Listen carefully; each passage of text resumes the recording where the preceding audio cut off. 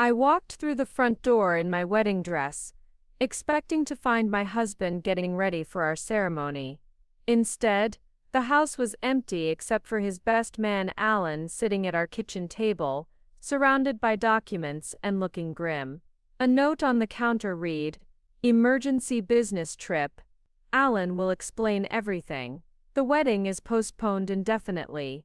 Seth." Before we jump back in, tell us where you're tuning in from, and if this story touches you, make sure you're a subscriber, because tomorrow, I've saved something extra special for you. Tell us a duh. Alan looked up with eyes full of regret and said, "We need to talk, Caroline. Your husband isn't who you think he is." I nodded, still clutching my bouquet. 3 days later, Seth was begging me not to destroy his life completely. The morning of October 15th was supposed to be the happiest day of my life. I had spent the night at my sister Elena's house, following the old tradition of not seeing the groom before the wedding. My dress, a stunning ivory silk gown that had taken months to find, hung perfectly pressed and ready.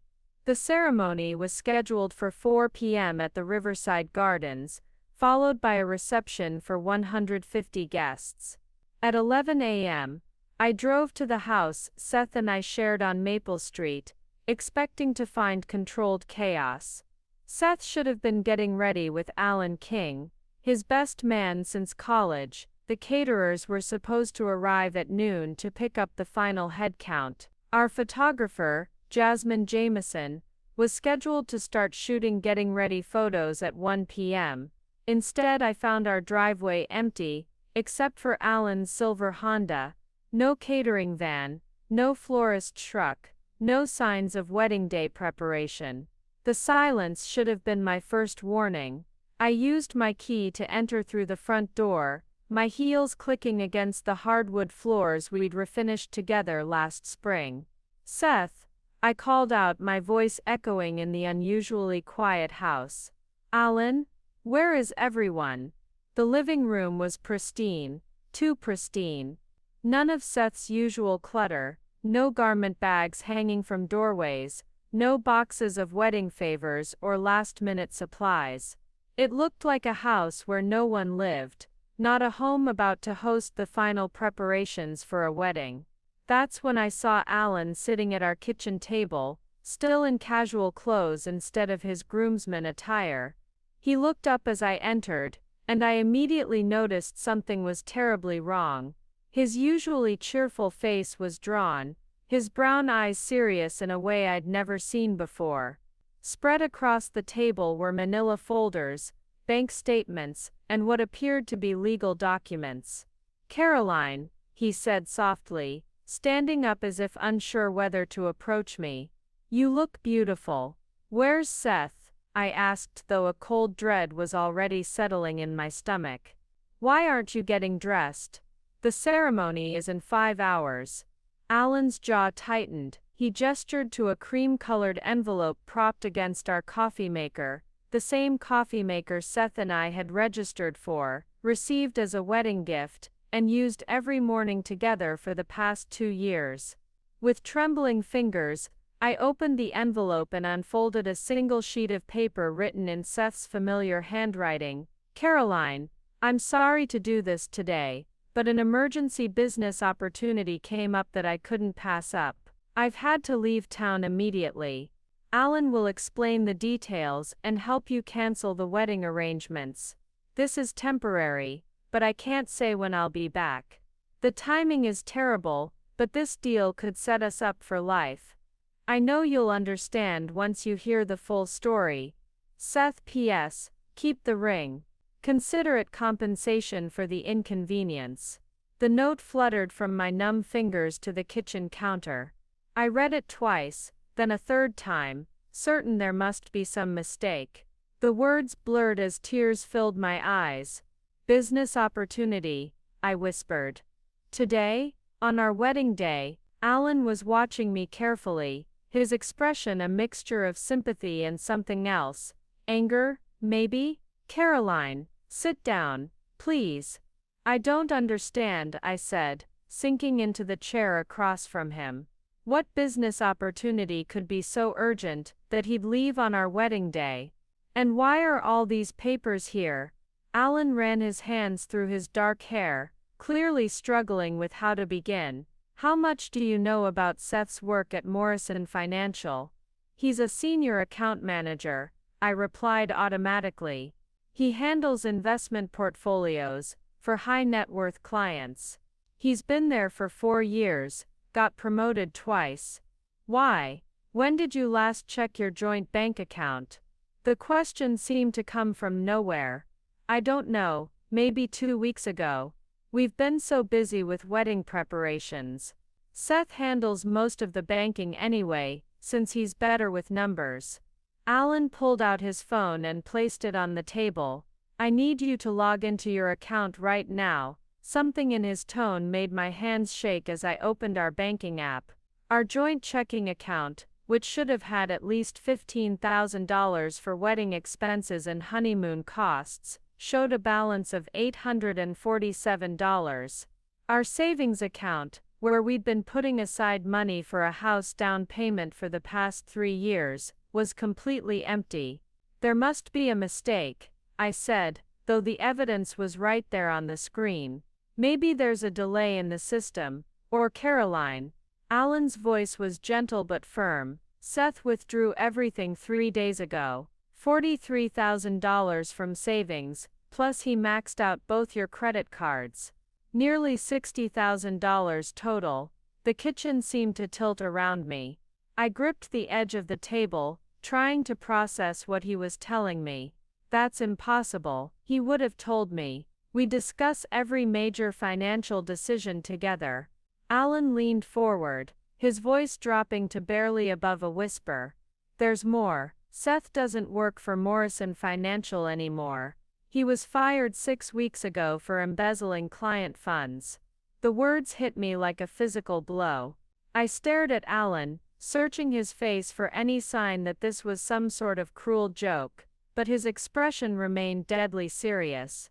That's not true, I said weakly. He goes to work every day. He talks about his clients, his projects. Just last week he mentioned a big commission coming through. He's been going to Starbucks on 5th Street every morning and sitting there until evening, then coming home and lying to you about his day. Alan opened one of the folders on the table. I've been investigating him for 2 weeks. I have photos, credit card receipts, witness statements. I shook my head, unable to accept what I was hearing. Why would you investigate Seth? He's your best friend. Alan's laugh was bitter. Because 3 weeks ago, my sister Sarah came to me crying. She'd invested her entire inheritance, $80,000, with Seth's company based on his recommendation. When she called to check on her portfolio, Morrison Financial told her they'd never heard of her. Seth had taken her money and disappeared it entirely. The full weight of the situation began to crash down on me. Not only had my fiancé abandoned me on our wedding day, but he was apparently a criminal who had been lying to me for months. And now I was sitting in an empty house, in my wedding dress, while 150 guests were presumably getting ready to attend a ceremony that would never happen. We need to talk, Caroline, Alan said, his voice taking on a new intensity. Your husband isn't who you think he is. But more importantly, I think we might be able to stop him before he hurts anyone else. I looked at this man I barely knew, Seth's college friend, who I'd only met a handful of times, and realized he might be the only person who could help me understand how my life had just completely fallen apart. Yes, I said finally, surprising myself with the steadiness in my voice. Let's talk. Alan opened the first manila folder with the precision of someone who had organized evidence before. Inside were printouts of social media screenshots, bank statements, and what appeared to be surveillance photos. My heart hammered as I recognized Seth in several of the images. Before we go any further, Alan said, I need you to understand that I didn't want to be the one to tell you this. I've been hoping for weeks that Seth would come clean on his own, or that I was somehow wrong about what I was seeing. Preparing and narrating this story took us a lot of time, so if you are enjoying it, subscribe to our channel. It means a lot to us. Now back to the story. I stared at a photo of Seth sitting in what appeared to be an upscale restaurant, laughing with a blonde woman I didn't recognize. The timestamp showed it was taken 4 days ago, the same night Seth told me he was working late on a client presentation. "Who is she?" I asked, though part of me already knew I didn't want to hear the answer. "Her name is Jasmine Green. She worked at Morrison Financial too. She was Seth's supervisor before they were both terminated." Alan pulled out another photo. "They've been seeing each other for at least 3 months, maybe longer." The second photo showed Seth and Jasmine outside what looked like a luxury hotel. His arm was around her waist in a way that spoke of intimacy and familiarity. She was wearing an expensive-looking dress and jewelry that caught the camera's flash. "I hired a private investigator," Alan continued, his voice careful and measured. "After what happened to my sister, I needed to know the full scope of what Seth was doing. The PI followed him for 2 weeks. He spread out more photos like a horrific deck of cards. Seth and Jasmine at various restaurants, shopping at high-end stores, entering and leaving the same downtown apartment building multiple times. In one particularly damning image, they were at what appeared to be a jewelry store, with Jasmine holding up her left hand to examine a ring." "When was this taken?" I asked, pointing to the jewelry store photo. Alan checked the timestamp. "Last Tuesday. The same day you had your final dress fitting." While I had been making last-minute alterations to my wedding gown, my fiancé had been shopping for engagement rings with another woman. The betrayal cut so deep I felt physically nauseous. "There's more," Alan said quietly. He pulled out a stack of financial documents. "The PI also looked into Seth's finances. He's been living a completely different life than what he's shown you." I examined the papers with growing horror. Credit card statements showing expensive dinners, hotel stays and luxury purchases, all on dates when Seth had told me he was working late or attending business functions. Receipts for a weekend trip to Napa Valley that had supposedly been a work conference. Charges at high-end boutiques where Seth had apparently been buying gifts for someone who wasn't me. "How did you get all this?" I asked. "Seth put my sister down as a reference when he applied for several new credit cards 6 months ago," Alan explained. "She gave the investigators permission to request copies of his credit reports and financial records. Everything here is legal." A new thought struck me with sickening clarity. "Our wedding expenses," I said slowly. "He insisted on handling all the vendor payments himself. Said it would be easier to track everything through his business account." Alan nodded grimly. "I was hoping you wouldn't realize that part yet, but yes, the PI checked with several of your vendors yesterday." He opened another folder, this one containing what appeared to be email printouts and phone records. "The florist, the photographer, the caterer, none of them have been paid. Seth gave them all your contact information and told them the bills would be settled after the wedding." My hands were shaking as I looked through the evidence. Overdue notices, threatening emails about canceled services, calls from vendors demanding payment. Some of the bills were from as far back as 2 months ago. "So not only is there no wedding today," I said, my voice hollow, "but I'm personally responsible for thousands of dollars in vendor fees that I thought had already been paid. At least $12,000 by my count." Alan confirmed. "Maybe more." I put my head in my hands, trying to process the magnitude of Seth's deception. This wasn't just infidelity or even embezzlement. It was a systematic betrayal that had been planned for months.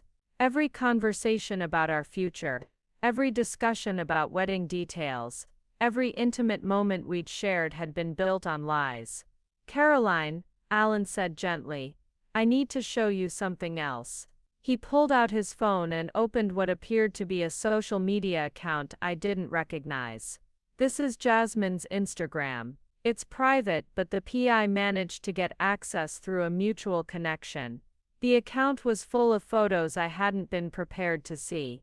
Jasmine wearing what appeared to be expensive jewelry, posing at exotic locations, showing off designer clothes and handbags. But it was the captions that made my blood run cold. Building our dream life together.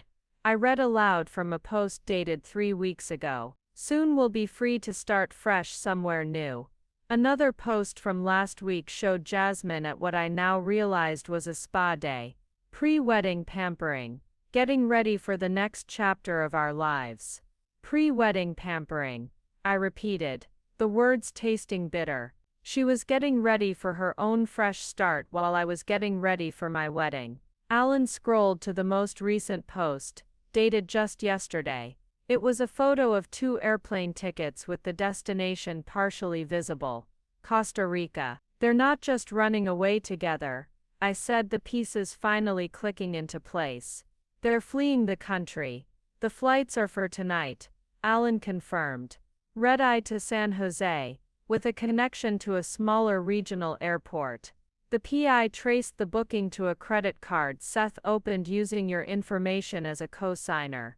I stared at the tickets, feeling the last of my illusions crumble. While I had been lying awake last night, too excited about our wedding to sleep, Seth had been finalizing his escape plan with his mistress. How long have you known all this? I asked. Alan's expression was pained. I suspected something was wrong 3 weeks ago when my sister came to me. But I didn't have proof until the PI finished his investigation 5 days ago. I've been trying to figure out how to tell you without destroying you completely, and you waited until today. I was hoping Seth would confess or call off the wedding himself. I kept thinking maybe he'd develop some conscience at the last minute. Alan's voice was heavy with regret. I realize now how naive that was. I stood up abruptly, pacing to the window that looked out onto the street, where I had expected to see wedding preparations in full swing. Instead, I saw only ordinary Saturday afternoon suburban quiet. They're going to get away with it, I said. Seth steals from your sister, embezzles from his company, ruins me financially, and by tomorrow morning, he'll be sipping cocktails on a beach in Costa Rica. Alan was quiet for a moment. When he spoke, his voice had a different quality, harder, more determined. Not necessarily, he said. That depends on whether you're willing to fight back. I turned from the window to face Alan, who was studying me with an intensity I hadn't noticed before. There was something in his expression that suggested he knew far more than he'd revealed so far. What do you mean, fight back? I asked, returning to my seat at the kitchen table. Alan hesitated, then reached into the largest folder he hadn't yet opened. Caroline, I need to tell you something about myself that Seth doesn't know, something that might change how you see this entire situation. He pulled out what appeared to be an official badge and identification card. I leaned forward to read it, my eyes widening as the words came into focus. Alan King, Financial Crimes Investigator, State Bureau of Investigation. You're a cop? I stared at him in disbelief. Financial Crimes Specialist, he corrected. I've been undercover for the past 8 months, investigating a network of embezzlement and investment fraud cases across the state. Morrison Financial was one of our primary targets. My mind reeled as I tried to process this revelation. So when you became friends with Seth, that wasn't an accident, Alan admitted.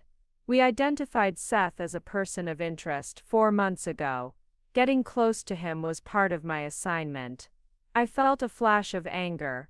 So I'm what collateral damage in your investigation? You've been using me too. Alan's face softened. No, Caroline, that's exactly what I was trying to avoid. The more I got to know you through Seth, the more I realized you were completely innocent in all this. You're as much a victim as anyone. He opened another section of the folder, revealing documents I'd never seen before. Bank records, transaction logs, and what appeared to be internal communications from Morrison Financial. Seth's been running a sophisticated Ponzi scheme, Alan explained. He'd bring in new investors like my sister Sarah, collect their money, and use it to pay false returns to earlier investors, while skimming huge amounts for himself. I examined the documents, recognizing some of the names. The Hendersons? They live 3 streets over. Seth said he was helping them with their retirement planning. He took them for $47,000, Alan said grimly. There's also the Jameson family from your church, Elena's neighbor Mrs. Green, and at least 6 other families in this area. He specifically targeted people in your social circle, because your reputation gave him credibility. The scope of Seth's betrayal was becoming clearer, and it was worse than I had imagined. He hadn't just been stealing from strangers, he'd been systematically defrauding people I knew, people who trusted him because they trusted me. How much total? I asked, dreading the answer. Over $500,000 from private investors, plus another $200,000 he embezzled directly from Morrison Financial's client accounts. Alan pulled out a detailed spreadsheet, 23 victims that we know of, with more probably coming forward once news of this breaks. I stared at the numbers, feeling sick. And I had no idea. I lived with him, slept next to him every night, planned a future with him, and I never suspected any of this. He's very good at compartmentalization, Alan said. Most successful financial criminals are. They create completely separate identities, and never let the worlds overlap, except with Jasmine. Jasmine was his partner, not just his mistress. She was the one helping him identify targets within Morrison Financial, and forge the necessary paperwork. They've been planning this exit strategy for months. Alan pulled out another set of documents. These looked like travel itineraries and property records. They've been slowly moving money offshore, through a series of shell companies. The Costa Rica trip isn't just a vacation. They've purchased a beachfront property there, under assumed names. I felt the walls of my life crumbling around me. So they've been planning to disappear together, while I planned our wedding. There's something else, Alan said quietly. Something I discovered just yesterday, that made me realize I couldn't wait any longer to tell you the truth. He handed me a legal document that took me a moment to understand. When I did, my blood turned to ice. A life insurance policy, I read aloud, for $500,000, with me as the beneficiary, taken out 6 weeks ago. Look at the fine print, Alan directed. I scanned the document until I found what he was referring to. Double indemnity for accidental death, I whispered. $1 million if the death appears accidental. Alan nodded gravely. Combined with some research the PI did into your upcoming honeymoon plans, we became very concerned about your safety. Our honeymoon, I thought back to the elaborate trip Seth had insisted on planning himself. We're supposed to leave for Costa Rica tomorrow. He said he wanted to surprise me with all the details. The same region where he and Jasmine bought property. The same flights they're taking tonight, just 24 hours earlier. The implication hit me like a physical blow. You think he was planning to kill me. I think he was planning to make it look like you died in an accident, while on your honeymoon, collect the insurance money, and then disappear with Jasmine to start their new life. Alan's voice was steady, but I could see the anger in his eyes. The perfect crime, grieving widower inherits everything, then quietly relocates to Central America, where he's conveniently already established residency. I sat in stunned silence, trying to absorb the fact that the man I had planned to marry in 3 hours had apparently been planning to murder me within the next few days. How long have you suspected this? I asked. The insurance policy was the final piece. Before that, I thought he was just planning to abandon you and disappear. But a $500,000 policy, taken out right before an international honeymoon to the same location where he's hidden assets. Alan shook his head. That's not a coincidence. So by leaving me today instead of going through with the wedding, he actually saved my life. Probably. My guess is that our investigation got too close, and he panicked. Better to run now than risk getting caught after committing murder. I looked around the kitchen where Seth and I had shared hundreds of morning coffees, where we'd planned our future together, where I'd foolishly believed I was safe and loved. The reality was that I'd been living with a man who was not only willing to steal from innocent people, but who had been coldly calculating the best way to kill me and profit from my death. Alan, I said, my voice stronger than I felt. What exactly did you mean when you said we could fight back? His expression shifted, becoming more focused and determined. I mean, we have approximately 18 hours before Seth and Jasmine board that plane. 18 hours to make sure they face justice for what they've done to you, to my sister, and to all their other victims. What do you need me to do? Alan smiled for the first time since I'd arrived. I need you to help me catch them in the act. Are you willing to do whatever it takes to make sure they don't get away with this? I thought about my sister Sarah, about the elderly Hendersons, about all the innocent people Seth had stolen from using my reputation as cover. I thought about the life insurance policy and what my fate might have been if Alan hadn't uncovered the truth. Yes, I said firmly. Whatever it takes. Alan leaned back in his chair, studying me with what I now recognized as the calculating gaze of an experienced investigator. The transformation in his demeanor was remarkable. Gone was the uncomfortable friend delivering bad news, replaced by a focused professional assessing a potential asset. Before we go any further, he said, I need you to understand exactly what you'd be getting into. This isn't just about getting revenge on Seth, or recovering your money. We're talking about bringing down a criminal network that's hurt dozens of people. I nodded, though my hands were still trembling slightly. I understand. Do you? Alan's voice was gentle but probing. Because once we start this, there's no going back. Seth will realize you know the truth, and that could make him dangerous. Are you prepared for that possibility? The question should have terrified me, but instead I felt a surge of unexpected strength. Alan, 20 minutes ago I thought I was about to marry the love of my life. Now I find out he's been planning to murder me for insurance money. I don't think I have much left to lose. Alan smiled grimly.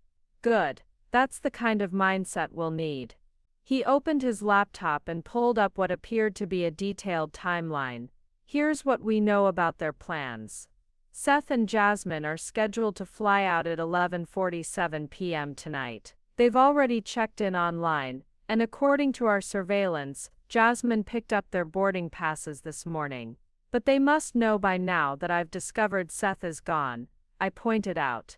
Won't that make them suspicious? Actually, no. Seth thinks he's been incredibly clever about the timing. Alan pulled up a series of text messages on his phone. Look at these conversations between Seth and Jasmine from this morning. I read over his shoulder, my anger growing with each exchange. Seth left the note. She'll be confused, but Alan will explain about the business emergency. Jasmine, thinks she'll buy it. Seth, Caroline's trusting to a fault. By the time she figures out what really happened, we'll be sipping mojitos in paradise. Jasmine, what about the wedding guests? Seth, let Alan deal with that mess. I'll text him some excuse about food poisoning or family emergency. They think you're just going to passively accept Seth's abandonment, Alan explained. They have no idea you know about the financial crimes, the affair, or the insurance policy. How did you get these messages? We've had a warrant to monitor Jasmine's phone for 3 weeks. She's been sloppy about digital security. Alan scrolled through more conversations. They're planning to meet at 8 p.m. at the Marriott downtown, have dinner, then head to the airport together.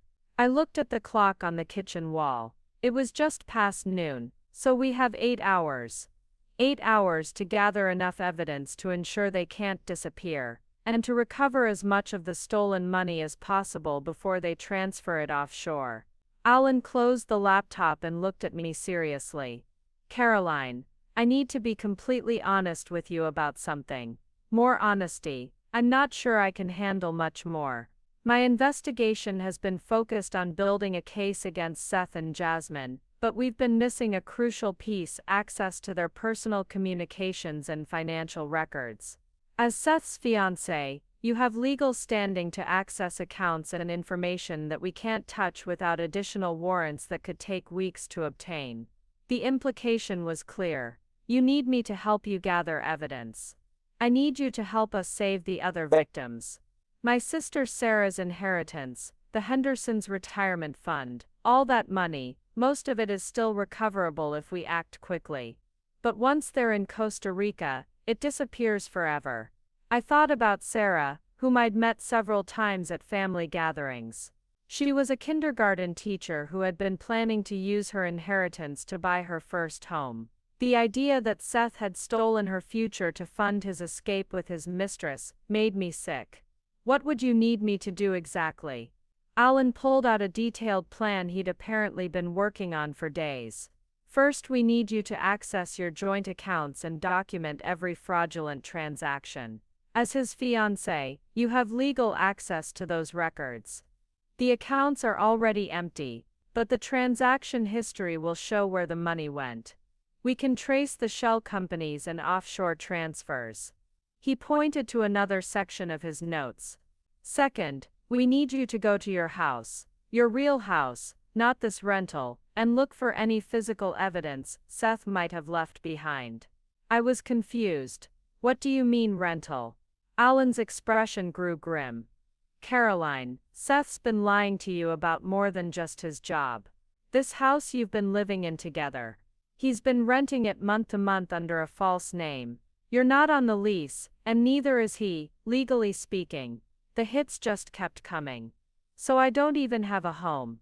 Your name is still on the deed to the condo you owned before you moved in with Seth, right?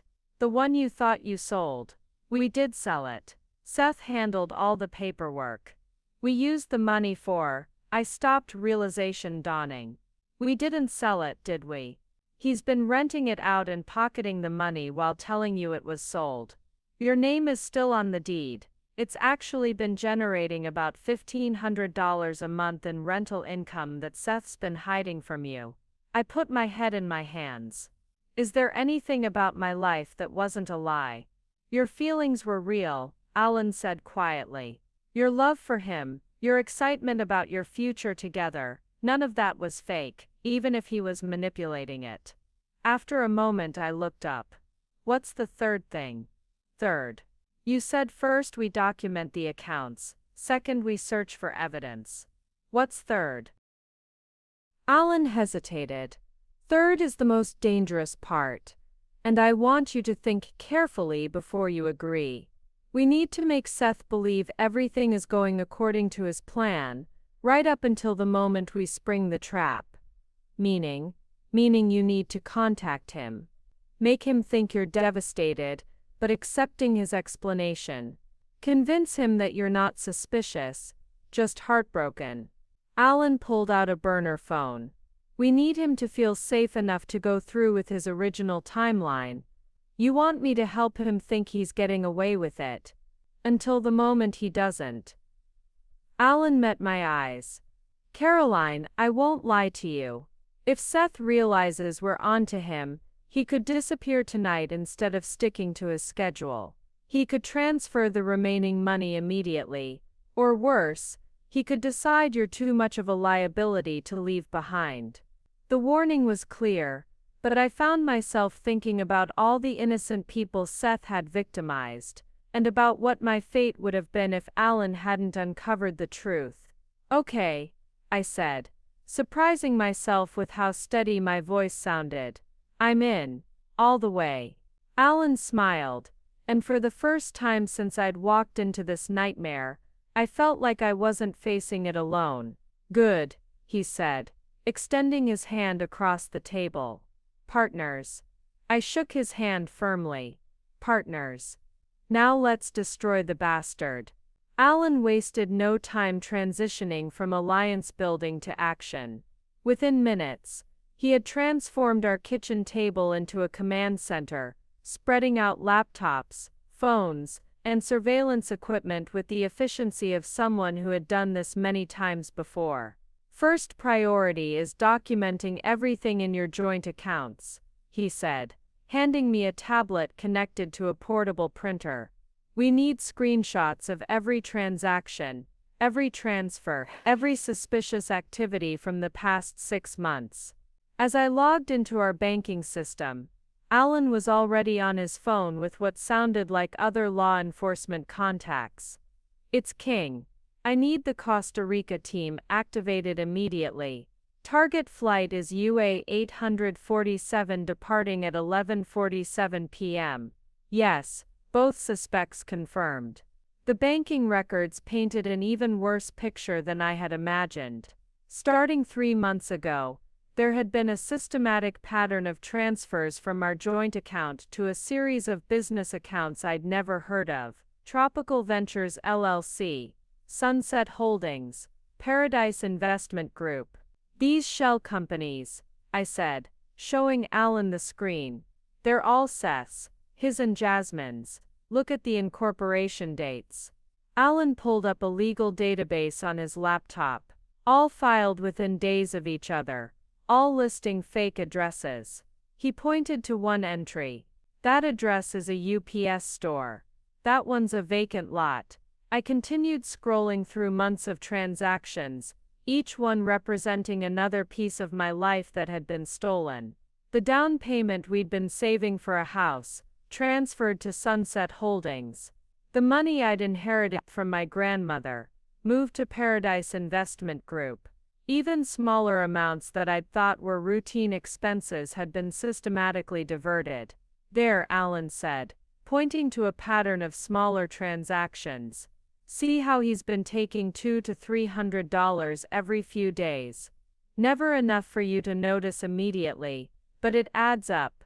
$12,000 over 3 months, I calculated, feeling sick. I never even realized it was gone. Alan's phone rang. A call from someone identified only as Director Martinez. He answered immediately. We're in the evidence-gathering phase. Yes, she's fully cooperative. Understood. After hanging up, he turned to me with renewed urgency.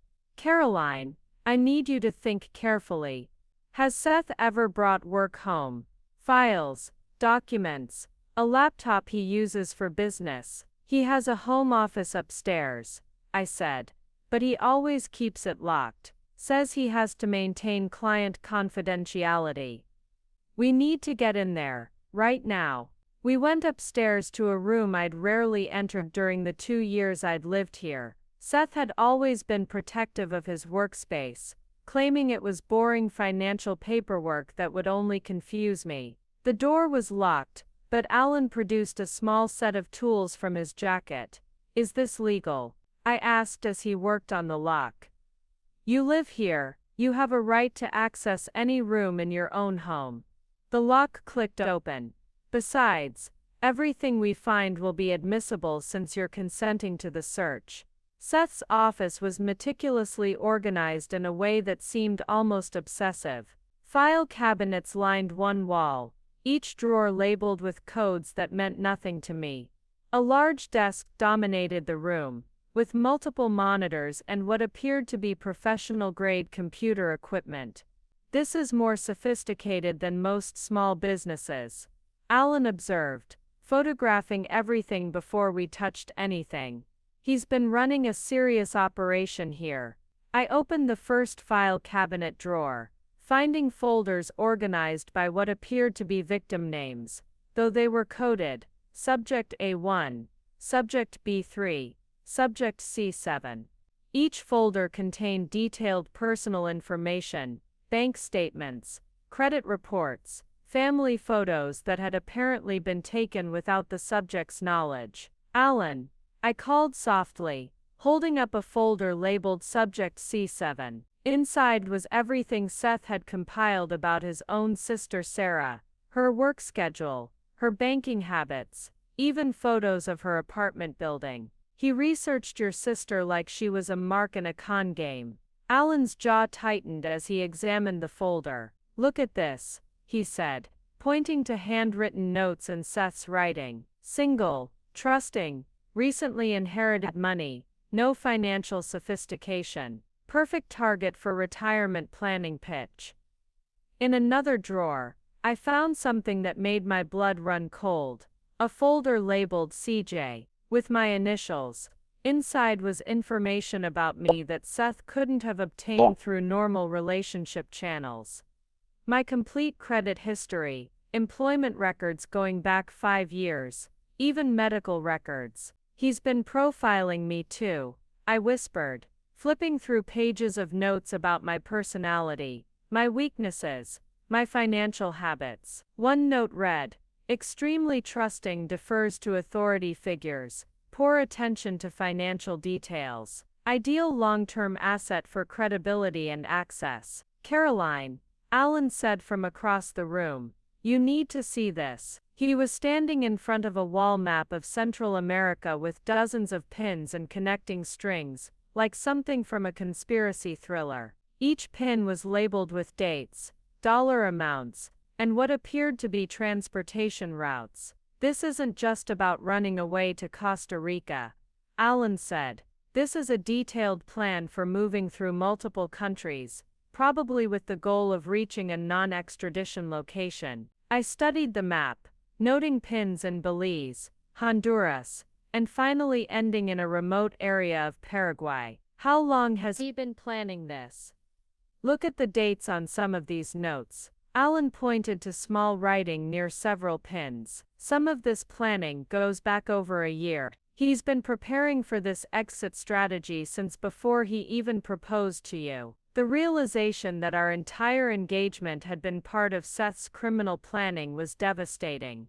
But I forced myself to focus on the task at hand. We photographed everything systematically: the victim the offshore account information, the escape route plans, and most importantly, a detailed ledger that appeared to track all the stolen money. "This is it," Alan said, holding up the ledger. "This is how we get everyone's money back." He's been meticulous about tracking every dollar. His phone buzzed with a text message. After reading it, his expression grew urgent. "What is it?" I asked. "Our surveillance team just reported that Jasmine left her apartment with 2 large suitcases and is heading toward the downtown area. They're moving up their timeline." I checked the clock. It was only 2:30 p.m. "I thought they weren't meeting until 8. "Plans change when you're running a criminal enterprise," Alan said, "already packing up our evidence. We need to move to phase 2 immediately." Which is making contact with Seth and convincing him that you're still the naive, trusting fiancé he thinks you are, while we prepare to catch him in the act. As we gathered our materials, I caught a glimpse of myself in the office mirror. I was still wearing my wedding dress, though it was now wrinkled and no longer seemed to fit the person I was becoming. "I need to change clothes," I said. Alan nodded. "Good idea. We're about to put on the performance of your life." After changing into jeans and a sweater, clothes that made me feel more like myself and less like the abandoned bride I had been that morning, I sat across from Alan as he coached me through what would be the most important acting performance of my life. "Remember," he said, adjusting the recording equipment he'd attached to my phone, "Seth thinks you're devastated but accepting. You believe his story about the business emergency, you're worried about him, and you're trying to be the supportive fiancé he's always counted on you to be." My hands were shaking as I held the phone. What if he can tell I'm lying?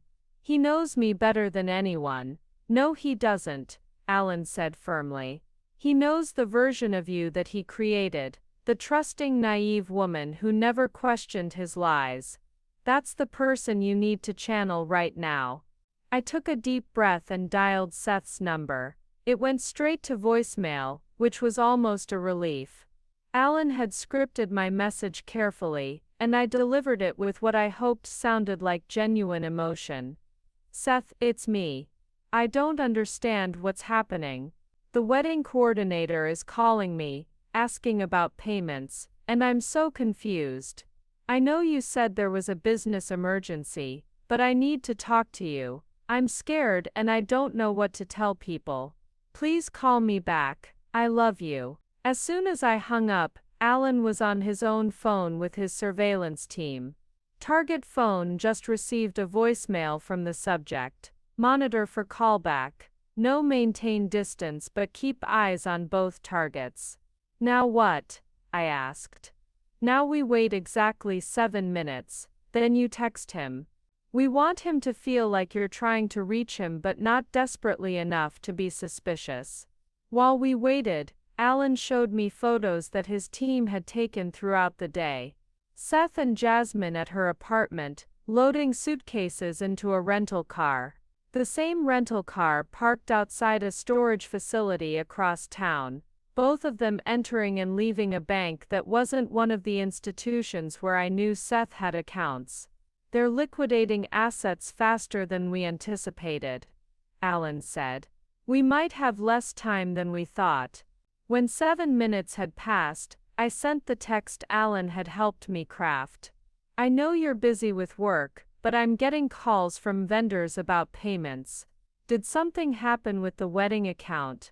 I'm trying to handle everything here, but I need to know what to tell people. Call when you can. The response came back within 2 minutes. Sorry babe, banking issue with company account. Everything will be sorted out by Monday. Can you handle the vendors until then? Tell them payment is coming. Love you.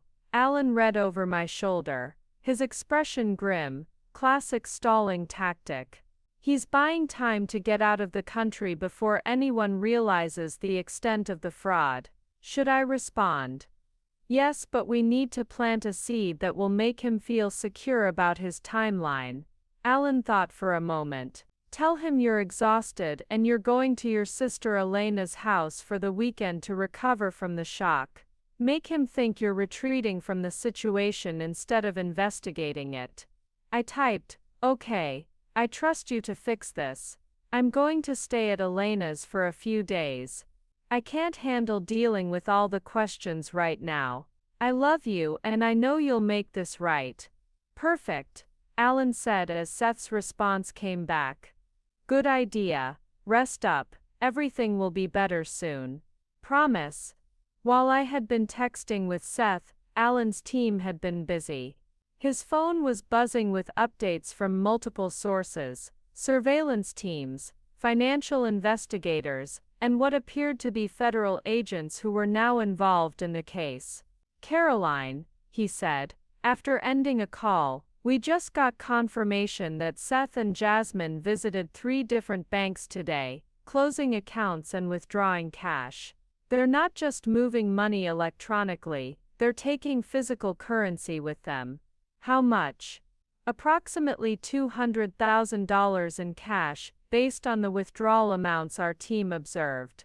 The scope of Seth's planning was staggering. This wasn't a panicked escape, it was a methodical extraction of every dollar he could steal before disappearing forever. Alan's phone rang again, and I could hear the urgency in the caller's voice even though I couldn't make out the words. After a brief conversation, Alan turned to me with a new intensity. They've changed their flight, he said. Instead of the 11:47 p.m. departure, they're now booked on a 6:30 p.m. flight. They're leaving in less than 4 hours. My heart sank. So we're too late. Not if we act now. Alan was already gathering his equipment, but we need to move to the final phase immediately. Which is what? Which is you agreeing to meet Seth face to face before he leaves. The idea terrified me. He'll know something's wrong the moment he sees me. Not necessarily. We're going to tell him that you've discovered something that makes you want to run away with him. I stared at Alan. What could possibly make him believe that? Alan smiled grimly as he pulled up a document on his laptop. You're going to tell him that you've just learned you're pregnant. The fake pregnancy test he showed me was remarkably convincing. This will make him think you want to be with him more than ever, and it explains why you've been emotional and unpredictable today. It also gives him a reason to let his guard down. And then what? Then we spring the trap. Alan's expression was deadly serious. Caroline, in about 3 hours, you're going to help us catch a dangerous criminal who was planning to murder you. Are you ready for that? I thought about all the innocent people Seth had victimized, about the life he had stolen from me, and about what would have happened to me if Alan hadn't discovered the truth. Yes, I said firmly, let's end this. While Alan coordinated with his law enforcement team, I found myself thinking about all the people in my life who had been touched by Seth's deception. It wasn't just me. He had systematically used my relationships and reputation to gain access to victims. I need to make some calls, I told Alan. There are people who need to know what's happening, and some of them might have information that could help us.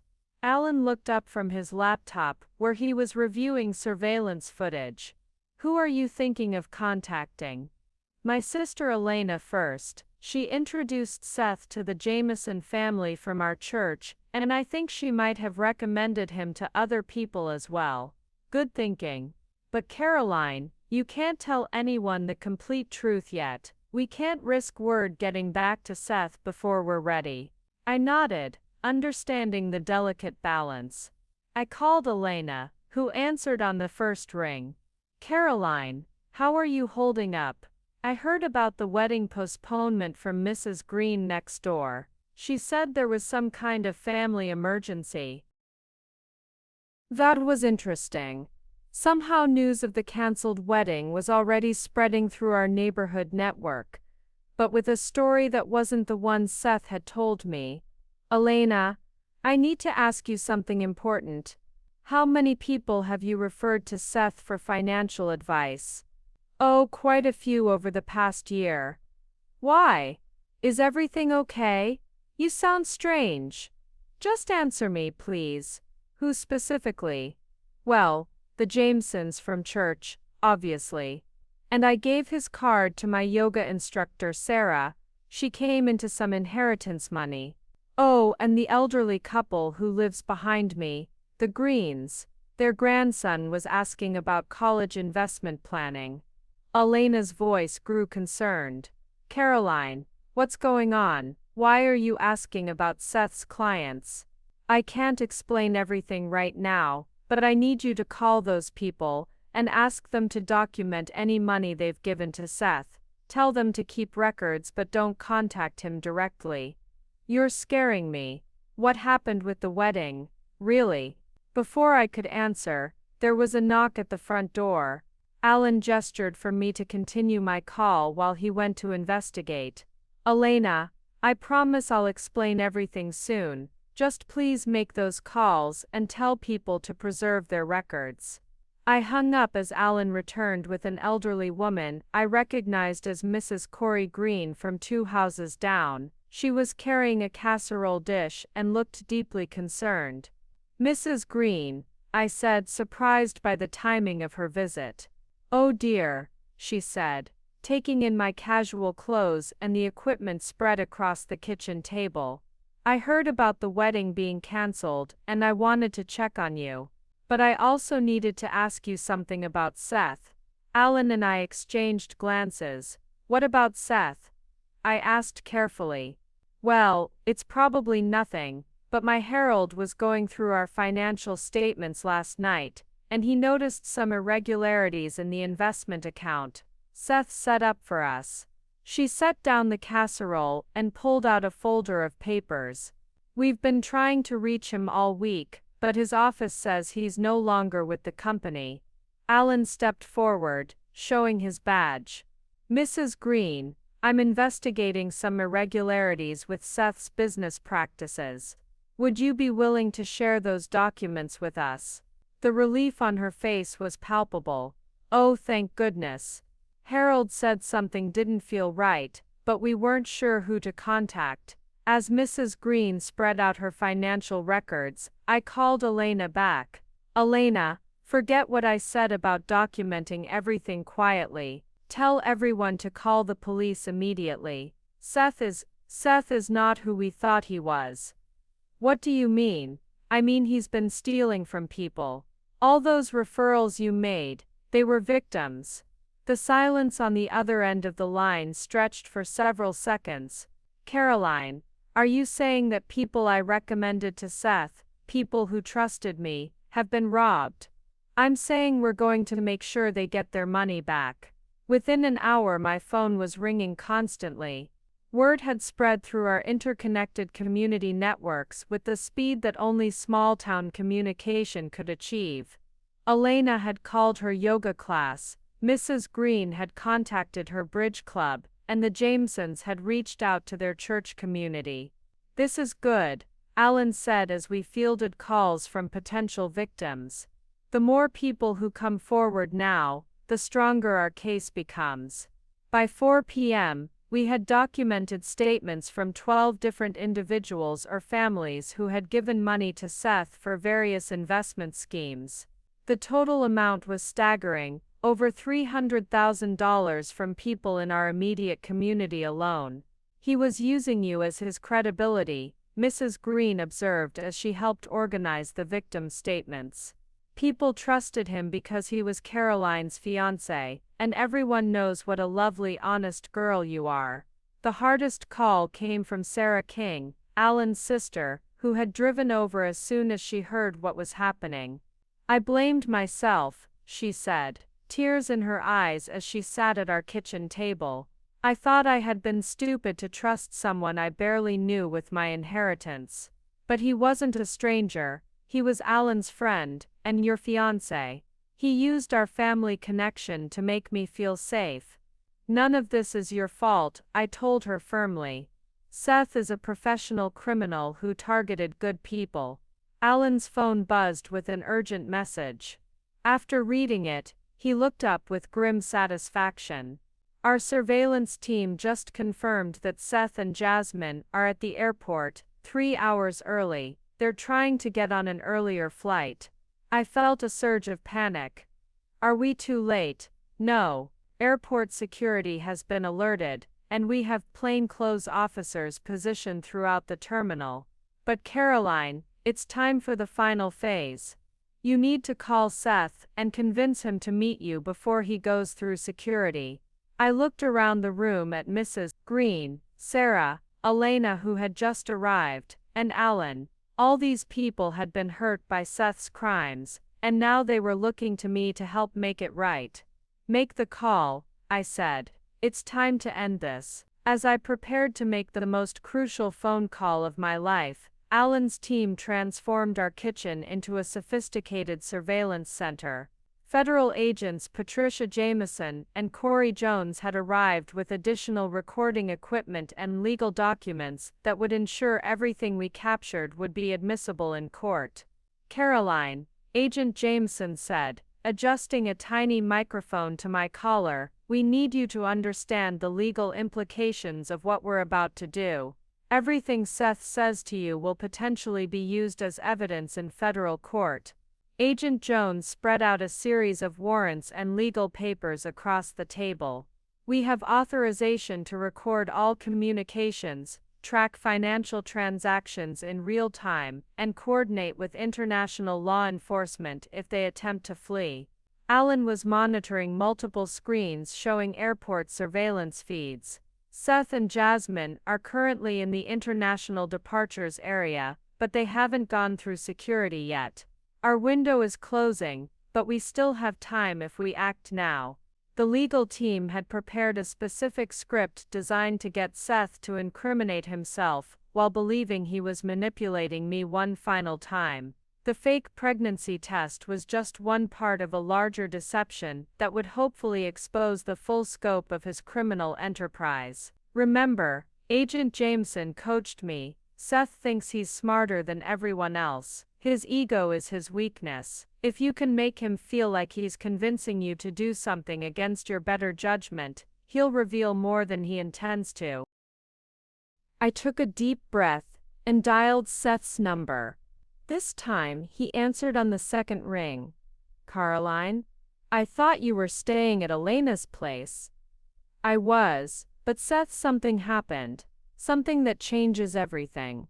I let my voice tremble with what I hoped sounded like excitement mixed with fear. What are you talking about? I'm kind of in the middle of something important here. I'm pregnant.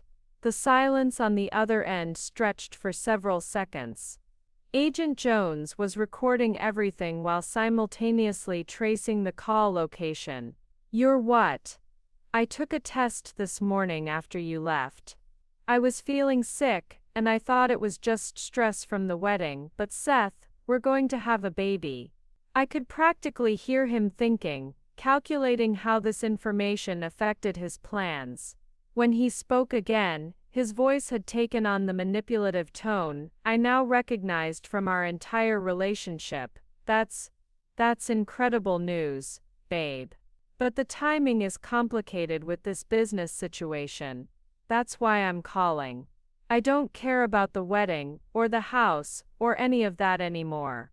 I just want to be with you and start our family. I paused, letting emotion creep into my voice. Seth, I want to come with you. Whatever this business opportunity is, wherever you're going, I want us to be together. Alan gave me a thumbs up. This was exactly the response they had hoped for. Caroline, this isn't the kind of opportunity where I can just bring someone along. It's complicated. I have money, I said, following the script we had prepared. My grandmother's inheritance, remember? It's in my personal account, separate from our joint accounts. $28,000. We could use it for whatever you need. The silence was longer this time. I could imagine Seth's mind working, seeing an opportunity to steal even more money before disappearing. Where are you right now? He asked finally. At home, Seth. I'm scared. I don't understand what's happening with the business, or why you had to leave so suddenly, but I trust you. I've always trusted you. Agent Jameson was frantically typing on her laptop, coordinating with the airport surveillance team. She held up a note. He's moving toward the exit. Babe, listen to me carefully, Seth said, his voice taking on an urgent quality. I need you to go to the bank right now and withdraw that money. All of it. Cash. Right now. But it's Saturday afternoon. There's a branch downtown that's open until 6 on Saturdays. Can you get there? Yes, I think so. But Seth, why do we need cash? Because where we're going, credit cards and checks don't work the same way. It's a developing market. Lots of opportunities, but everything runs on cash transactions. Alan was coordinating with his team through hand signals. 2 agents were already heading to the downtown bank branch, Seth had mentioned. Okay, I said. I'll get the money. But Seth, I need to see you. I need to know that we're really doing this together. Meet me at the Marriott downtown. The bar on the 2nd floor. 6:30. But what about your flight? I thought you had to leave tonight. Plans change when you're building a future for our family. His voice was smooth, practiced. Caroline, I know this is all confusing, but I need you to trust me one more time. Can you do that? Yes, I whispered. I love you, Seth. I love you too, babe. See you at 6:30. As soon as I hung up, the room erupted in controlled activity. Agent Jones was already on the radio with surveillance teams. Agent Jameson was updating the legal warrants to include the hotel meeting, and Alan was coordinating with airport security to make sure Seth couldn't leave without us knowing. Perfect, Alan said, looking at me with genuine admiration. You got him to admit to money laundering, conspiracy to commit fraud, and flight risk all in one conversation. Will it be enough to convict him? Combined with all the evidence we've gathered and the victim's statements, it's more than enough. Agent Jameson closed her laptop with satisfaction. But we're not done yet. That hotel meeting is where we're going to catch him in the act of attempting to steal your inheritance money. I looked at the clock. It was 5:15 p.m. In an hour and 15 minutes, I would be face to face with the man who had systematically destroyed my life while planning to murder me. What happens at the hotel? I asked. Alan's expression was deadly serious. That's where we spring the trap and end Seth's criminal career permanently. As we prepared for the hotel confrontation, an unexpected complication arose that threatened to derail our entire operation. Alan suddenly doubled over in pain, his face going pale as he gripped the edge of the kitchen table. Alan, I rushed to his side as he struggled to catch his breath. It's nothing, he gasped, but I could see sweat beading on his forehead, despite the cool temperature in the house. Just give me a minute. Agent Jameson immediately took charge. Alan, when did you last take your medication? What medication? I asked, alarmed by the implication that this wasn't a sudden issue. Alan straightened slowly, his breathing still labored. I have a heart condition. It's been manageable, but the stress of this case. He trailed off as another wave of pain hit him. You have a heart condition, and you didn't tell me. I felt a surge of protective anger. Alan, you could have had a heart attack while we were gathering all that evidence. Agent Jones was already on his phone with what sounded like emergency medical services. We need a paramedic unit at the Maple Street location, but keep it quiet. No sirens, no lights. This is part of an ongoing federal investigation. I'm fine, Alan insisted, though his color was still poor. We can't abort the operation now. Seth is expecting Caroline at 6:30, and if she doesn't show up, he'll disappear forever. Agent Jameson checked her watch. It's 5:20. Even if the paramedics clear you, you're in no condition to coordinate a field operation. The reality of the situation hit me hard. Alan wasn't just my ally in seeking justice. Over the course of this intense day, he had become someone I genuinely cared about. The thought of him risking his health to help me was unacceptable. We postpone, I said firmly. Alan's health is more important than catching Seth. No, Alan's voice was stronger now, though still strained. Caroline, you don't understand. If we miss this opportunity, Seth disappears with all that money, and 23 families never get justice. My sister Sarah never gets her inheritance back. Sarah, who had been quietly helping organize victim statements, looked up with tears in her eyes. Alan, you've already done enough. Don't risk your life for money. It's not about money anymore, Alan said, looking directly at me. It's about making sure Seth never does this to anyone else. The paramedics arrived within 10 minutes, two professionals who clearly had experience with discrete law enforcement situations. After a quick examination, the senior paramedic, Elena Martinez, delivered her assessment. Blood pressure is elevated. Heart rate is irregular, but not immediately life-threatening. You're having a stress-induced cardiac episode, not a heart attack. She looked sternly at Alan. But you need to be in a hospital, not running a police operation. What if he stays here and coordinates from the command center? I suggested. The other agents can handle the field work. Agent Jameson shook her head. Caroline, Alan has been the lead investigator on this case for 8 months. He knows Seth's patterns, his psychology, his likely reactions better than anyone. Without him in the field, the operation becomes much more dangerous for you. The paramedic was hooking Alan up to a portable heart monitor. I can give you medication to stabilize your heart rate and reduce the chest pain, but it will make you drowsy. Your reaction time will be compromised. Do it, Alan said, without hesitation. Alan, no, I protested. I won't let you risk your life for this. He reached out and took my hand, his grip surprisingly strong despite his condition. Caroline, 8 months ago when I started investigating Seth, it was just another case. But getting to know you, seeing how he manipulated and betrayed you, watching you find the strength to fight back, it's become personal. The medication the paramedic administered seemed to help immediately. Alan's color improved and his breathing became less labored. Besides, he added with a weak smile, who's going to make sure you don't actually fall for Seth's manipulation again when you see him face to face? That's not going to happen. I know it's not, because I'll be there to remind you who you really are. Someone strong enough to take down a criminal who thought he could destroy you. Agent Jones finished coordinating with the hotel security team and turned back to us.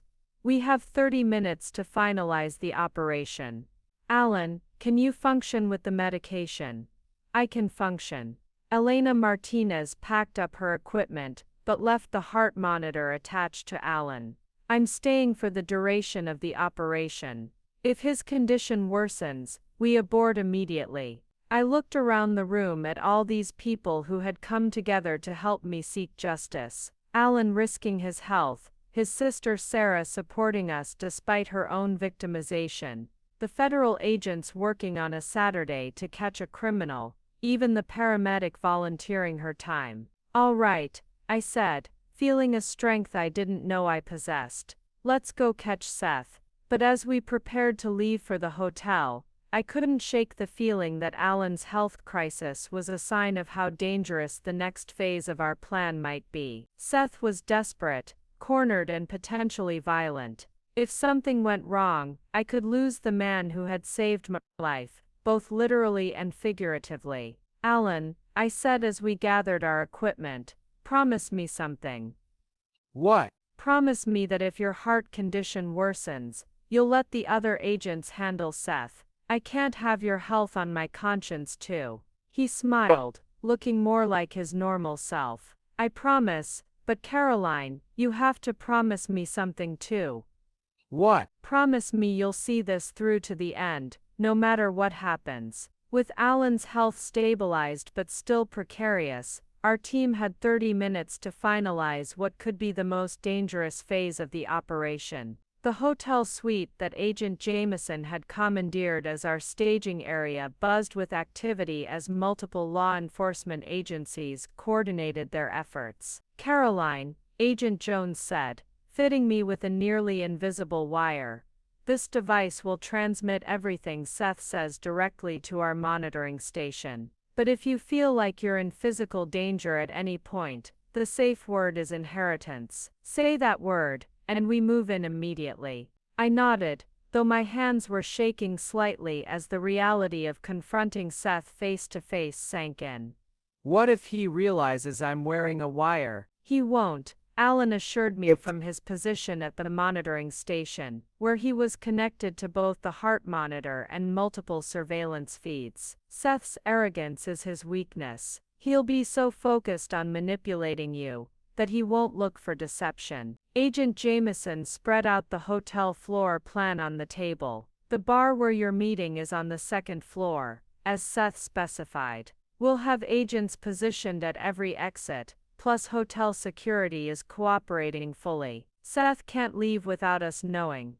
What about Jasmine? I asked, is she going to be there too? Our airport surveillance team reports that she's still in the departures area, but she hasn't checked in for any flights. We think she's waiting for Seth to return with your money before they finalize their escape plans. Alan pulled up Seth's psychological profile on his laptop. Caroline, I want you to understand what you're walking into. Seth is going to try every manipulation tactic he's ever used on you, plus some new ones. He's desperate, which makes him both more dangerous and more likely to make mistakes. Sarah, who had insisted on being part of the operation, handed me a small envelope. These are photos of some of his victims, people from our community who trusted him because they trusted you. If you start to waver, if he starts to convince you that maybe he really does love you, look at these. I opened the envelope to find photos of Mrs. Green, the Jameson family, Elena's yoga instructor, and several other faces I recognized from around town, all people who had been hurt because Seth had used my reputation to gain their trust. "Thank you," I said, tucking the photos into my purse. "I won't forget why we're doing this." The paramedic, Elena Martinez, finished checking Alan's vital signs and gave a cautious nod to Agent Jameson. "He's stable for now, but I'm staying on the monitoring station. If his heart rate spikes above 120, we need to consider pulling him from the operation." Agent Jones's radio crackled with an update from the field team. "Target has arrived at the hotel and is proceeding to the second-floor bar. He appears to be alone and is carrying a briefcase. That's probably cash for their escape," Alan observed. "He's planning to combine your inheritance money with whatever liquid assets he's already gathered." I checked my appearance in the mirror one final time. I had chosen to wear a simple black dress that made me look vulnerable but not suspicious, the perfect costume for the role I needed to play. "Remember," Agent Jameson coached me, "you're supposed to be a pregnant woman who's just discovered her fiancé's business opportunity and wants to support him. You're excited, scared and completely trusting. Let him think he's in control." Alan handed me a small device disguised as a phone charger. "If Seth asks you to turn off your phone, use this instead. It looks like you're plugging in your phone, but it's actually a backup recording device. What if he asks to see the money? Tell him it's in your car downstairs. That will give us time to coordinate with the field team if he wants to verify you actually have it." Agent Jones received another radio update. "All units are in position. Hotel security has locked down the service elevators, and we have visual on all stairwells." I stood up, surprised by how steady I felt, despite the magnitude of what I was about to do. "I'm ready." Alan looked at me with something that might have been pride. "Caroline, 6 hours ago you were a victim who had been completely fooled by a sophisticated criminal. Now you're about to help bring down a federal case that could prevent dozens of other people from being victimized. 6 hours ago I thought I was about to marry the love of my life," I replied. "Now I know I'm about to face down the man who planned to murder me. It's amazing what truth can do to a person." Sarah squeezed my hand as I prepared to leave the suite. "Be careful down there. And remember, no matter what he says, no matter how convincing he sounds, he was willing to kill you for money. Don't let him make you forget that." As I walked toward the elevator that would take me down to the bar where Seth was waiting, I could hear Alan's voice through my earpiece. "You've got this, Caroline. We're all here with you." The elevator doors closed, and I began my descent toward what I hoped would be the final confrontation with the man who had destroyed my life, and the beginning of getting it back. The elevator descended slowly, giving me time to process what I was about to face. Through my earpiece, I could hear Alan's steady voice guiding me, but there was something in his tone that made me increasingly worried about his condition. "Caroline, remember to keep him talking about the money transfers," Alan coached, though I noticed his words were slightly slurred from the heart medication. "We need him to admit on tape how he moved the funds offshore." "Alan, are you okay?" I whispered into my hidden microphone. "I'm fine. Focus on the mission." But Agent Jameson's voice cut through the earpiece with unmistakable urgency. "Alan, your heart rate is spiking. Elena says you need to step back from the monitors." "Not happening," Alan replied firmly. "Caroline needs guidance from someone who understands Seth's psychology." The elevator reached the second floor, and I could see the hotel bar through the glass doors. Seth was sitting at a corner table, looking remarkably calm for someone who was supposedly fleeing the country. He had positioned himself with a clear view of the entrance and exits, the calculated move of someone experienced in deception. "I can see him," I reported quietly. "Good." Alan responded, though I could hear the strain in his voice. Remember, you're excited about the pregnancy and eager to start your new life together. Let him think he's convincing you to do something reckless. As I approached Seth's table, he stood up with that familiar charming smile that had fooled me for years. For a moment, seeing him in person again, I felt a confusing mix of emotions: anger, betrayal, but also an echo of the love I had once felt for this man. "Caroline," he said, pulling out my chair with the same gallant gesture he'd made on our first date. "You look beautiful. Pregnancy suits you." "I'm scared, Seth," I said, letting genuine emotion color my voice. "I don't understand what's happening, but I trust you." Through my earpiece, I heard a commotion in the command suite, voices speaking urgently, the sound of medical equipment, and then Elena Martinez saying firmly, "That's it. I'm sedating him. His heart can't take this stress." "No," Alan's voice protested weakly. "Caroline needs." Then his voice cut out entirely. For a moment, panic threatened to overwhelm me. Alan had been my anchor through this entire ordeal, and now I was facing Seth alone, with only the other agents monitoring from upstairs. "Caroline," Seth's voice brought me back to the present. "You seem distracted." "I'm just nervous," I managed. "This is all happening so fast." Agent Jameson's voice came through my earpiece, calmer than Alan's but less familiar. "We're here, Caroline. Continue with the plan."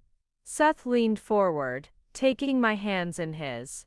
His touch, which had once comforted me, now made my skin crawl. "I know this is overwhelming, but I need you to understand. This opportunity could set us up for life. Our child will never want for anything." "Tell me about the opportunity," I said, trying to channel Alan's coaching. "I want to understand what we're getting into." "It's a private investment consortium in Costa Rica, completely legal, but they prefer to work with cash transactions for privacy reasons." Seth's lies flowed as smoothly as they always had. "The returns are incredible. We could triple our money within a year." Through my earpiece, I heard Agent Jones whisper, "He's setting up the money laundering explanation. Keep him talking." "But why did we have to cancel the wedding? Why couldn't you just tell me about this opportunity?" Seth's expression grew serious, and for a moment I saw a flash of the calculation behind his charm. "Because some of the initial capital came from unconventional sources. I had to move quickly to take advantage of the timing." "Unconventional sources." "Client funds that I borrowed temporarily. It's perfectly legal. I have power of attorney over several accounts, but the paperwork takes time to process." He was admitting to embezzlement without even realizing it, spinning it as a legitimate financial strategy. "Seth," I said, trying to sound like the naive woman he expected me to be, "did you get the money from the people I referred to you? The Greens, the Jamesons, among others." "Caroline, these people were just letting their money sit in low-yield savings accounts. I'm helping them earn real returns on their investments." In my earpiece, I heard Agent Jameson say, "Perfect, we have admission of fraud involving specific victims." But then I heard something that made my blood run cold. Elena Martinez's voice in the background. "He's going into cardiac arrest. I need the crash cart now. Alan was having a heart attack. I need to use the restroom," I said suddenly, standing up from the table. Seth frowned. "Right now?" "Caroline, we need to finalize our plans. My contact is expecting us within the hour. I'll be right back." The pregnancy is making me feel sick." In the hotel restroom, I spoke directly into my wire. "What's Alan's condition?" Agent Jameson's voice was tense. "He's alive, but Elena is working on him." "Caroline, we may need to abort the operation." "No," I said firmly. "Alan risked his health to get this far. I'm not letting Seth escape because of a medical emergency." Caroline, without Alan's guidance, I don't need guidance anymore, I interrupted. I know exactly who Seth is, and I know exactly what I need to do. When I returned to the table, Seth was checking his watch impatiently. Everything okay? Perfect, I said, sitting down with a new sense of determination. Now tell me exactly how we're going to steal all that money and disappear together. Back at the table, I felt a strange sense of clarity that I hadn't experienced all day. Without Alan's voice in my ear, I was forced to rely on my own instincts. And surprisingly, I found myself feeling more confident than I had since this nightmare began. Seth was still checking his phone nervously, clearly eager to move to the next phase of his escape plan. Caroline, we really need to get that money from your account. My contact in Costa Rica is expecting a wire transfer tonight. Of course, I said, reaching into my purse and pulling out my phone. I can do a mobile transfer right now if you give me the account information. His eyes lit up with greed. Actually, it would be better if we do it in person at the bank. These international transfers sometimes get flagged if they're done electronically. Through my earpiece, I heard Agent Jones whisper, "He's trying to get you to a secondary location. Don't go with him, Seth." "I'm feeling really dizzy," I said, placing my hand on my forehead. "Maybe it's the pregnancy, but I don't think I should be driving right now." "That's okay. I'll drive. We can take my rental car." "You have a rental car? What happened to your BMW?" For the first time, Seth hesitated. "It's in the shop, minor accident last week." I knew from the evidence Alan had shown me that Seth had sold his BMW 3 weeks ago to raise cash for his escape fund. Even now, he couldn't stop lying. "Seth, can I ask you something?" I said, trying to sound vulnerable and confused. "This morning when I found that note, I was so scared. I thought maybe you were leaving me." He reached across the table and took my hand, his expression shifting to practice sympathy. "Baby, I would never leave you, especially not now that you're carrying our child. But I saw some photos on social media, you and that woman from your office, Jasmine." Seth didn't even flinch. "Jasmine is part of the investment team. She's been helping me coordinate the Costa Rica opportunity. All those dinners and meetings were business. She's very pretty." "Not as pretty as you," he said automatically, then leaned forward with renewed urgency. "Caroline, I need you to focus. We have a small window to make this happen. The investment opportunity won't wait." In my earpiece, I heard Elena Martinez's voice.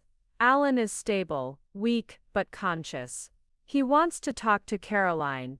A moment later, Alan's voice came through, barely a whisper but determined. "Caroline, you're doing great. Get him to admit where Jasmine is right now." I looked directly into Seth's eyes, channeling every ounce of acting ability I possessed. "Seth, I want to meet her. If Jasmine is going to be our business partner, I should get to know her. She's already in Costa Rica, setting up our accounts." "Already? But I thought you said the investment opportunity just came up suddenly." Seth's composure slipped for just a moment. "It did, but Jasmine flew down yesterday to handle the preliminary paperwork." Through my earpiece, Agent Jameson confirmed. "Our airport surveillance has Jasmine still in the departures lounge. He's lying about her location." "That's so smart of her," I said admiringly. "I wish I could be that organized." "Seth, can I see a photo of the property we'll be living in? I want to picture our new life together." Seth hesitated, then pulled out his phone and showed me several photos of a beachfront villa. The images were clearly professional real estate photos, not personal pictures. "It's beautiful," I gushed. "How did you find such a perfect place so quickly?" "Jasmine has connections in the real estate market down there." Alan's weak voice came through my earpiece. "Perfect. He's establishing premeditation and conspiracy." "Seth, I have a confession. I said, leaning forward conspiratorially. This morning when I found your note, I was so upset that I called my sister Elena. I might have mentioned something about you having to leave suddenly for business. His face went pale. What exactly did you tell her? Just that you had an emergency business trip, and the wedding was postponed. Why, is that a problem? No, it's fine. It's just, the fewer people who know the details, the better. This investment consortium values privacy. Of course, I understand. I paused, then added with carefully crafted innocence. Although Elena did ask me something strange, she wanted to know if you were still working at Morrison Financial, because someone told her you weren't there anymore. Seth's hand tightened on his phone. Who told her that? I don't know, maybe someone from church. You know how people talk in small towns. Through my earpiece, I heard multiple agents coordinating. Target is showing signs of agitation. All units maintain position. Caroline, Seth said, his voice taking on a harder edge. I need you to call Elena right now, and tell her that everything is fine. Tell her we're just taking a spontaneous honeymoon trip to Costa Rica. Right now. Right now. And Caroline, his grip on my hand became uncomfortably tight. I need you to be very careful about what you say. Our entire future depends on this investment opportunity, and if word gets out before we're ready, we could lose everything. For the first time since I'd sat down, I felt genuinely afraid. The mask of charm was slipping, revealing the dangerous man underneath. The man who had been planning to murder me for insurance money. Of course, Seth, I said softly. I'll call her right now. As I reached for my phone, Alan's voice whispered urgently in my ear. Caroline, it's time. Give the signal. I held my phone in trembling hands, knowing that the next few moments would determine whether months of investigation and preparation would result in justice or disaster. Seth was watching me intently, his facade of loving concern now completely replaced by cold calculation. Actually, Seth, I said, setting my phone down without dialing, before I call Elena, I need to ask you about my inheritance. His eyes narrowed slightly. What about it? When I went to the bank this afternoon, to withdraw the money like you asked, they told me something interesting. I paused, watching his face carefully. They said someone had already attempted to access my account yesterday, using forged authorization documents. Seth's composure cracked visibly. That must be some kind of mistake. The bank manager showed me the documents, Seth. They had your signature on them. Through my earpiece, I heard Agent Jameson's voice. All units, prepare for immediate intervention. Target is showing hostile body language. Seth leaned back in his chair, and I could see him reassessing the situation. Caroline, I think you're confused about what you saw. Am I also confused about Jasmine being at the airport right now, instead of Costa Rica like you told me? The color drained from his face completely. How do I know that you've been planning this escape for months? How do I know about all the money you stole from our friends and neighbors? How do I know about the life insurance policy you took out on me 6 weeks ago? Seth started to stand up, but I continued talking, my voice growing stronger with each revelation. How do I know that you were fired from Morrison Financial for embezzlement? How do I know that this entire relationship was just a con game to give you credibility while you robbed innocent people? Caroline, you need to calm down. How do I know that you were planning to murder me on our honeymoon and make it look like an accident? Seth's hand moved toward the briefcase beside his chair, and I could see desperation replacing calculation in his eyes. The most important thing I know, Seth, is that you're not nearly as smart as you think you are. That's when I said the word that ended everything. Inheritance. Within seconds, the hotel bar was flooded with federal agents. Seth reached for his briefcase, but Agent Jones was already beside him with his weapon drawn. Seth Jameson, you're under arrest for federal charges of wire fraud, money laundering, conspiracy to commit murder, and embezzlement. Seth's eyes found mine across the chaos of his arrest, and the look he gave me was pure hatred. You have no idea what you've just done, Caroline. You have no idea who you're dealing with. Actually, I said, standing up as the agents handcuffed him, I know exactly who I'm dealing with. A pathetic coward who preys on people who trust him.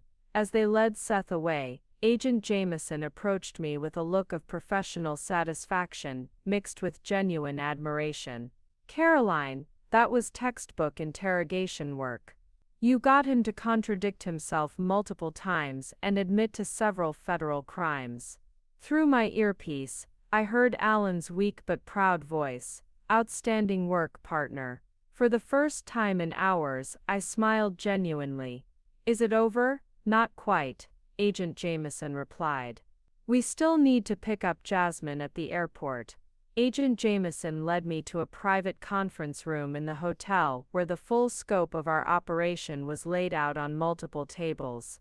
Seth was being held in a secure area downstairs, while the team prepared for the next phase, confronting him with the mountain of evidence we had gathered. Before we proceed with Jasmine's arrest at the airport, Agent Jameson explained, we want to give Seth one opportunity to cooperate. Sometimes when criminals realize how much evidence we have, they're willing to help us recover stolen funds in exchange for reduced sentences. Alan had been brought down from the medical suite, still connected to a portable heart monitor, but insisting on being present for this crucial moment. His color was better, though Elena Martinez hovered nearby with obvious concern. Caroline, Alan said, his voice stronger than it had been an hour ago, I want you to see what we've accomplished together. Agent Jones began laying out the evidence systematically, like a prosecutor preparing for trial. Bank statements showing the systematic theft of over $800,000 from 23 victims. Digital communications between Seth and Jasmine planning their escape and discussing their victims. Forged documents used to access accounts. Video surveillance of them together, during times when Seth claimed to be working. This is just the financial evidence, Agent Jones continued. We also have the life insurance documentation, travel records showing their reconnaissance trips to Costa Rica, and property records for the villa they purchased under assumed names. The most damning evidence came from Seth's own home office, the detailed victim files, the escape route planning, and most shockingly, a journal where he had documented his manipulation techniques and future plans. Listen to this, Agent Jameson said, reading from Seth's journal entries. Caroline remains completely trusting. The pregnancy story will make her desperate to maintain our relationship, giving me access to her inheritance funds before the final phase. She flipped to another entry dated just 2 weeks ago. Insurance payout plus liquid assets should total approximately $1.3 million. Accident during honeymoon activities will appear completely random. Jasmine has identified remote location with no witnesses. Alan looked at me with a mixture of anger and protectiveness. Caroline, he was planning every detail of your murder while you were planning your wedding. There's more, Agent Jones added, pulling out a folder I hadn't seen before. We found evidence that you weren't his first victim. Seth has been running variations of this con for at least 5 years, moving from city to city. The folder contained photographs and documents related to 3 other women, Sarah Thompson in Denver, Elena Rodriguez in Phoenix, and Caroline Davis in Atlanta. All similar ages, all financially stable, all trusting. What happened to them? I asked, though I dreaded the answer. Sarah Thompson disappeared during a hiking trip with Seth 3 years ago. Her body was never found, but Seth collected $400,000 in life insurance. Elena Rodriguez died in a suspicious car accident 6 months after their wedding, another $300,000 payout. Caroline Davis survived, but only because she discovered the truth and fled before Seth could complete his plan. I stared at the photographs of these women who looked disturbingly similar to me, so I would have been the 4th. Or worse, Alan said grimly. Based on the planning we found, we think he was escalating. The amounts were getting larger, the methods more sophisticated. Agent Jameson's phone buzzed with an update from the airport team. Jasmine Green has been taken into custody attempting to board a flight to Panama. She had $180,000 in cash and multiple fake passports. It's time, Agent Jones announced. Let's see if Seth wants to tell us where the rest of the money is hidden, or if he prefers to face trial for serial murder. Seth was brought into the hotel conference room in handcuffs, flanked by 2 federal marshals. The confident, charming man I had confronted in the bar was gone, replaced by someone who looked genuinely shocked by the scope of evidence arranged against him. Seth Jameson, Agent Jameson began formally. You are being charged under federal jurisdiction with multiple counts of wire fraud, money laundering, conspiracy to commit murder, and in connection with the suspicious deaths of Sarah Thompson and Elena Rodriguez. His head snapped up at the mention of the other women's names. I don't know what you're talking about. We have Jasmine Green in custody, Agent Jones continued. She was arrested at the airport with $180,000 in cash and has already begun cooperating with federal authorities. The color drained from Seth's face. Jasmine wouldn't. She's already told us about the remote hiking location you scouted in Costa Rica for Caroline's accident, Alan said, his voice steady despite the heart monitor still attached to his chest. She's also provided details about your previous operations in Denver and Phoenix. Agent Jameson opened a thick folder and began reading. According to Miss Green's statement, you specifically instructed her to research life insurance policies and accidental death payouts while you established relationships with financially stable women. Jasmine is lying to save herself, Seth protested, but his voice lacked conviction. Is she lying about this? Agent Jones played a recording of Jasmine's voice from earlier that day. Seth said Caroline would be easy because she's so trusting. Just like the one in Denver, Sarah never saw it coming either. Seth's lawyer, who had arrived 20 minutes earlier, leaned over to whisper urgently in his client's ear. After a brief conversation, the lawyer addressed the agents. My client is prepared to discuss a cooperation agreement in exchange for consideration on sentencing. What kind of cooperation? Agent Jameson asked. Seth looked directly at me for the first time since entering the room. I can tell you where all the money is. Every account, every transfer, every hidden asset. In exchange for what? Life in prison instead of the death penalty for the murder charges.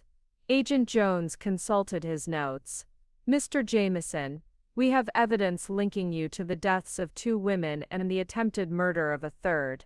The federal prosecutor is prepared to seek the death penalty unless you provide complete cooperation. I want immunity for Jasmine, Seth said suddenly. Alan laughed bitterly. Your girlfriend gave you up the moment she was arrested. She's already negotiated her own deal. That's impossible. Agent Jameson pulled out another recording device. Would you like to hear her complete statement? She's provided details about your entire operation, including your plans for Caroline's murder. Seth's lawyer whispered to him again, more urgently this time. My client is prepared to make a full confession and provide complete financial disclosure in exchange for life imprisonment without parole, including the location of all stolen funds. Agent Jones pressed. Everything, bank accounts, shell companies, property purchases, cash holdings. Seth's voice was defeated. But I want something in return. You're not in a position to negotiate, Alan said firmly. I want to speak to Caroline, alone. Agent Jameson immediately shook her head. Absolutely not. Then you get nothing, Seth said, meeting my eyes with a look that was both desperate and calculating. Caroline is the only person I'll tell the truth to. I felt every eye in the room turn toward me, waiting for my decision. No, Alan said immediately, his heart monitor beeping faster with agitation. Caroline, don't even consider it. But I was already standing up, surprising myself with my own resolve. I'll do it. Caroline. Agent Jameson started to protest. He manipulated me for 2 years. He stole from my friends, planned to murder me, and destroyed other women's lives. I looked directly at Seth. I want to hear what he has to say. The agents cleared the room reluctantly, leaving me alone with Seth while they monitored from the adjacent suite. His handcuffs remained secured to the table, and I stayed on the opposite side, maintaining distance. Caroline, Seth began, his voice taking on that familiar tone he'd used to manipulate me for years. You have to understand. Stop, I interrupted. I'm not here to listen to more lies. You said you'd tell me the truth. Where is everyone's money? His expression shifted, the mask finally dropping completely. You have no idea what you've cost me.